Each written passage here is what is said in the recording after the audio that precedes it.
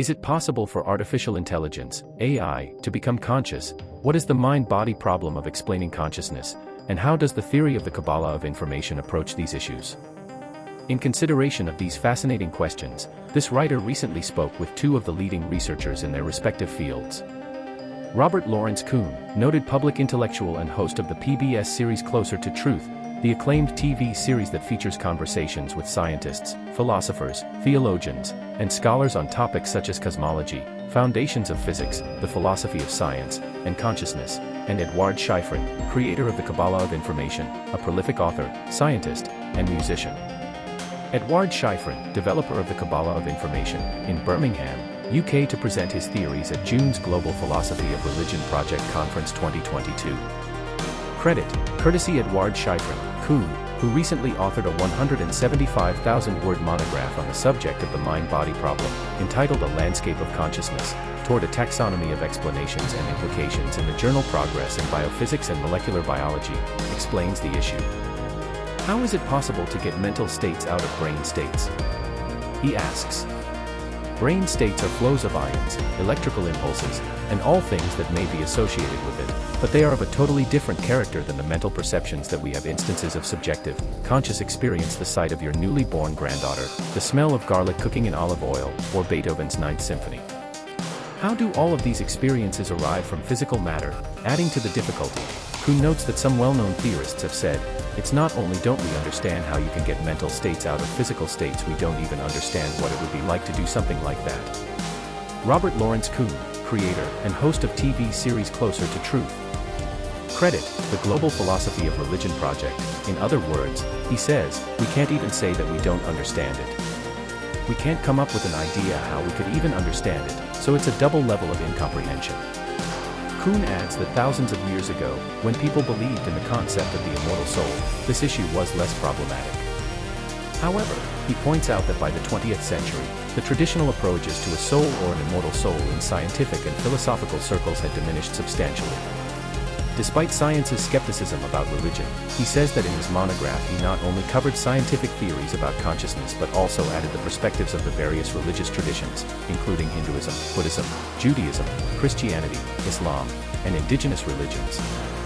In answer to the aforementioned question, Shifrin says that while no one has proven the existence of the immortal soul, no one has disproved it, either. Since it was not disproved by science, yes, it's an opinion, but there is no proof that the soul doesn't exist. The Kabbalah of Information is a theory of principles, says Shifrin. One principle is about information. Everything is information, and information is irreducible. Absence of information is also a certain kind of information. The second principle, he says, is that whatever phenomena we consider in creation, we should approach it from the point of view of why it was necessary for the creation of man. From this point of view, he says, man was created in order to take part in the two-way communication with the Creator.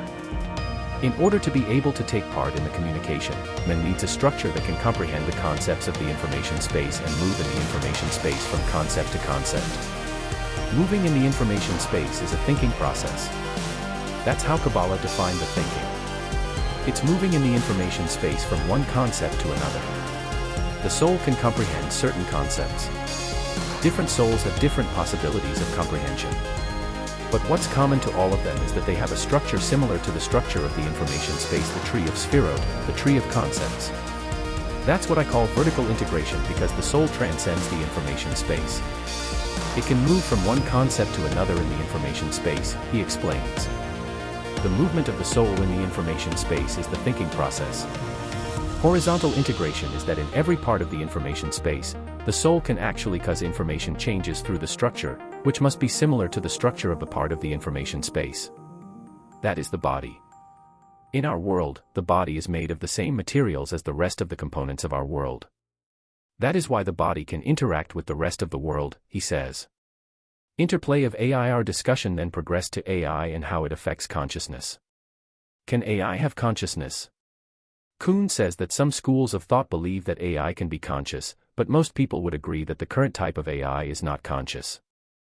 I think that the people in AI are overly optimistic even under their assumptions, but it could be within multiple decades that AI could get to the point where it would have the complexity and the structure where the question of consciousness would be there, Kuhn says.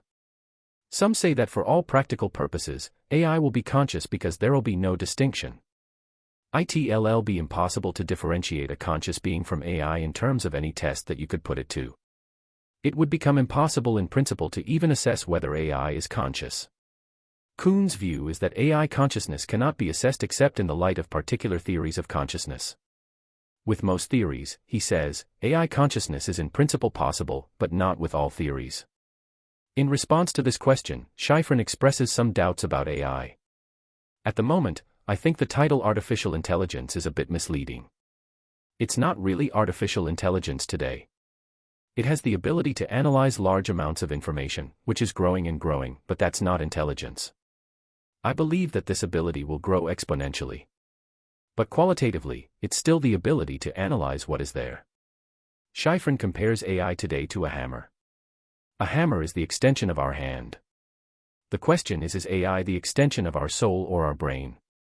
If it's an extension of our brain, it will not be conscious. At the moment, it is an extension of our brain. He adds that despite the best efforts of scientists, we know very little about the origins of our universe. There is a Big Bang theory, but nobody can explain why it took place. Not knowing the initial stage, in principle, denies the possibility to produce a comprehensive physical picture of our universe. Science stumbles at the singularity points. Nobody knows what's inside a black hole and whether all the physical laws cease to exist. There are many theories but no proofs. Another big problem is the reversibility of time. All the major scientific theories allow for the reversibility of time. In practice, we never observe it.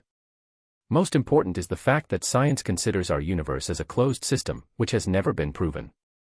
By contrast, he says, the Kabbalah of information considers our universe as a part of the informational hierarchy. From that point of view, you can explain many things, including singularities in black holes, the origin of our universe, and many other notions. The Kabbalah of information can provide definitions. What is energy? What is mass? What is force? It can also explain some quantum phenomena through the hierarchy principles, such as entanglement. Most importantly, he affirms, Kabbalah of information considers time irreversible. That means that our physical theories are incomplete, and science cannot draw any conclusions about the existence or non-existence of the soul. This article was written in cooperation with Eduard Schifrin.